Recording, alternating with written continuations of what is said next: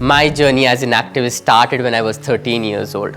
One fine morning, I was walking down a street and I found an abandoned puppy lying on the street.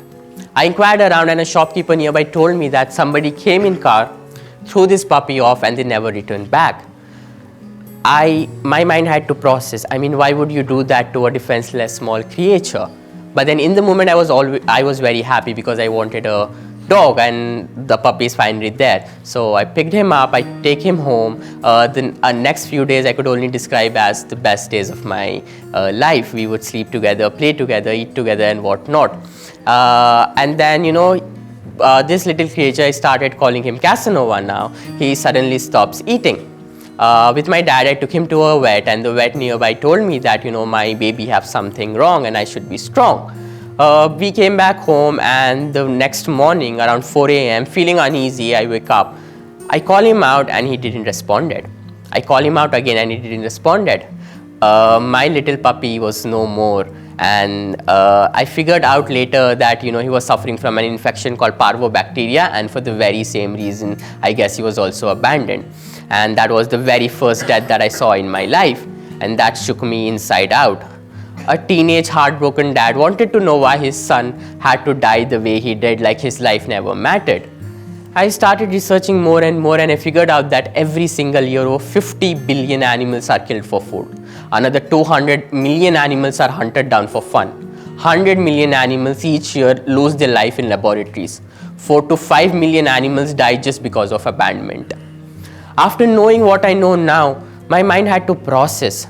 I could no longer feel full when I know that there are animals being starved, or I could no longer feel warm when I know that they're being kept in tiny small cages, or I could no longer feel heard when I know that they're voiceless. I know I had no choice left in the matter, and I started volunteering for different organizations in Hyderabad. And I soon realized that there were not a lot of organizations in Hyderabad who used to take care of abandoned and abused animals. I was 16 years old and I started running my own animal shelter in Hyderabad, and this shelter ran beautifully for next 2 years. I saved a lot of animals. And then I happened to join my engineering college. And next few months I could only describe as most terrifying days of my life, because the time I used to come back home, it used to be 6 in the evening. My grades were going down. The shelter was not running in the full swing. I was in my college bus going to the college, and this idea just came into my mind. I just thought how beautiful it would have been if I could just take this shelter along with me to my college. So I had this idea. I wanted to open a shelter inside my college campus, and I went to the college and I shared this idea with the world, that I wanted to start a shelter inside the college campus, and I was bombarded with questions. People questioned me, do you want to spread infections? No, I want to spread kindness. Animals traveling in college bus, are you out of your mind? No, that's how kids will learn. That's how kids will learn empathy and a sense of coexistence. People question me, students won't be able to complete assignments in time. You would rather find them completing assignments sitting with animals. What do you think the parents will think about this idea? Seeing the drastic, amazing effects the shelter brought within the college students, parents actually sponsored a pool inside the college campus for abandoned and abused animals. So I didn't give up either on my passion or my studies, but then I made my college the world's first animal-friendly education institution, where now student cares of abandoned and abused animals, and this place ran beautifully for 4 years. After graduating, now every year my college along with my organization provides a scholarship and a free engineering seat to a change maker who takes over the shelter each year. Here are some of the pictures of how students take care of rescued animals, and the amazing effort the student each of the students do volunteer, and the amazing effect that it had on them.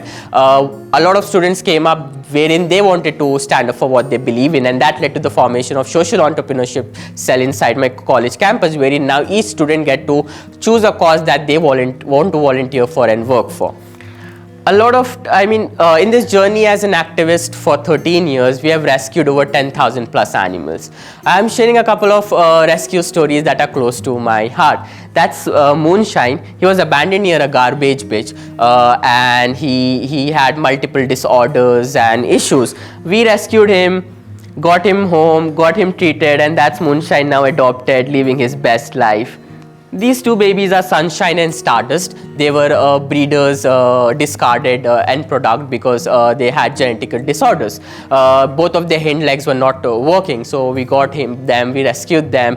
They were on therapy for good 3 months. Sunshine got adopted by an army family, and Stardust also got adopted in an amazing family. So rescuing these animals somewhere makes me feel connected to them, and it's just not that I rescue them, but then more of they rescue me. A lot of time people question me, what love can do or what rescue can do.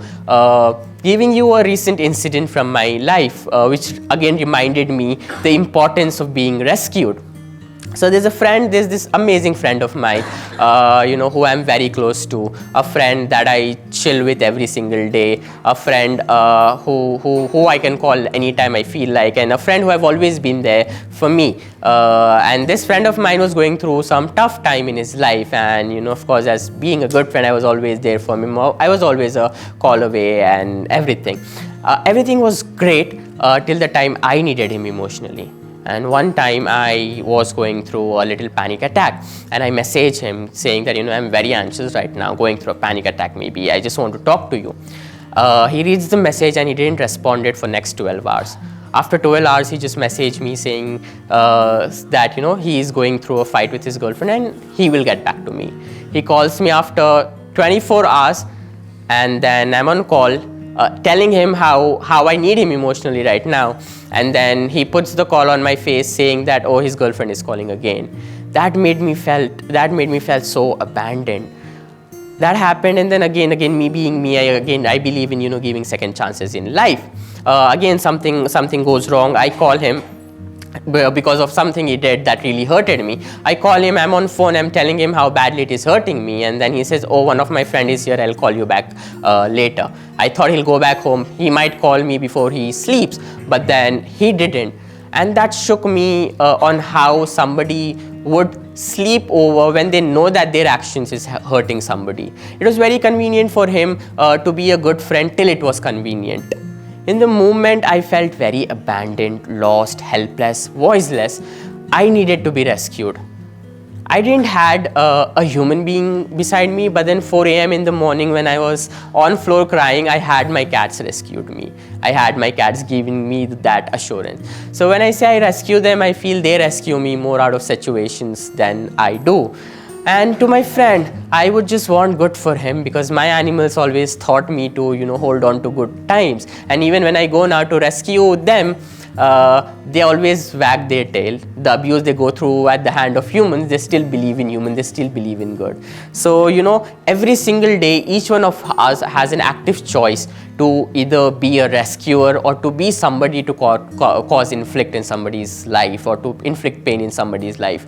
I want each one of you to be a rescuer, because the humanity needs it more than anything else right now. So, don't get into a relationship or a friendship, or don't get a pet home just because it is convenient for you, just because, it is easy for you. Do it only if you have the commitment.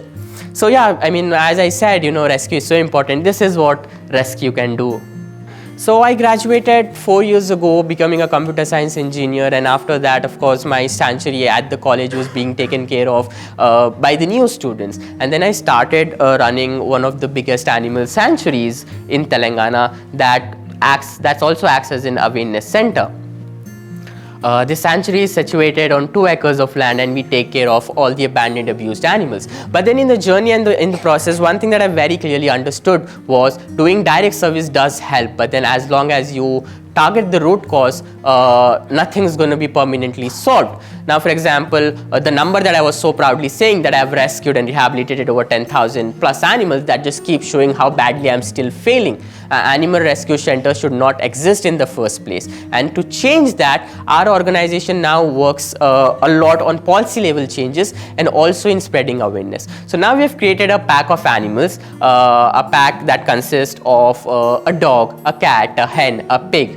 and we take all of these animals inside the classroom, and then the kids get to play with these animals, and then while leaving the classroom we hand over a packet of dog food to each of the student, and then the first task given to them is to go back home, feed a hungry animal, and answer this simple question on how they feel it is important to respect all forms of living. The course goes for 6 months, wherein they visit our sanctuary, they sit within the cages and read poems to animals, so on and so forth. And in the journey, we calculate how much sense of empathy, how much sense of giving, how much sense of leadership the kids are growing.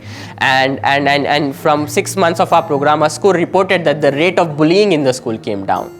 So this is one thing that we're doing. The other thing that we're doing is we take our therapy animals inside jail inmates, so that the jail inmates get to play with our animals and they have something to hold on to through their tough times. We take our animals inside hospitals where kids are suffering from cancer, so that they have something to hold on. And all of these programs help us make humans understand how beautifully we can coexist and help each other the right way. That's my animal sanctuary. So I think the younger Zabi always questioned himself, can he make a difference? Would he do it? Would he be able to do it? I guess he did. So if that young Zabi, a 13-year-old kid, can take a stand and try to become a voice for the voiceless animals, I think each one of you sitting here has an opportunity to help somebody else. All that you have to do is help an organization, a situation, or a cause that touches your heart. For me, that is humanity.